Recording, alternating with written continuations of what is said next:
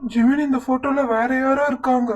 யாரா அந்த கண்ணாடி ரிஃப்ளெக்ஷன்ல தெரியறாங்களே அவங்களா?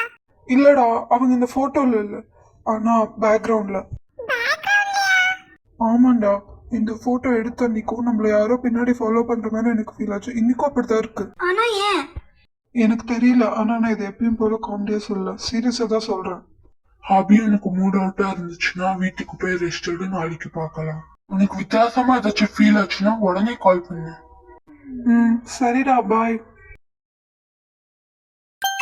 இனிமே உங்க பின்னாடி நான் இருக்க மாட்டேன்.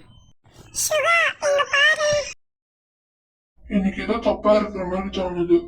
என்ன தப்பா இருக்கு? தெரியல, ஆனா எல்லாரும் கேர்ஃபுல்லா இருக்கணும். இத நம்ம ஹாபிக்கு கால் பண்ணி சொல்லிடலாம். ஏன் காலே போகல?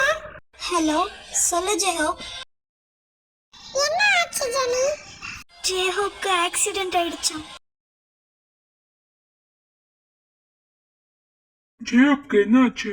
டாக்டர் செக் பண்ணிட்டு இருக்காங்க. ஆனா நீங்க யாரு? நான் அவனோட அண்ணன்.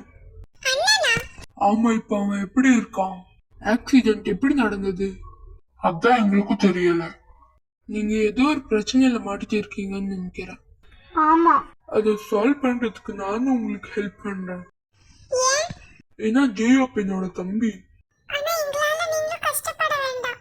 இந்த க்ளூல இருக்கிற 1017 நான் ஆல்ரெடி பார்த்திருக்கேன். 1017 ஆல்ரெடி பாத்திருக்கீங்களா? ஆனா எப்ப பாத்தீங்க? எங்க பாத்தீங்க? ஆமா, நான் அதை ஆல்ரெடி பார்த்திருக்கேன், ஆனா எங்கன்னு சொல்ல முடியாது. அண்ணா, இது ஜேயோப்போட வாய்ஸ் இல்ல?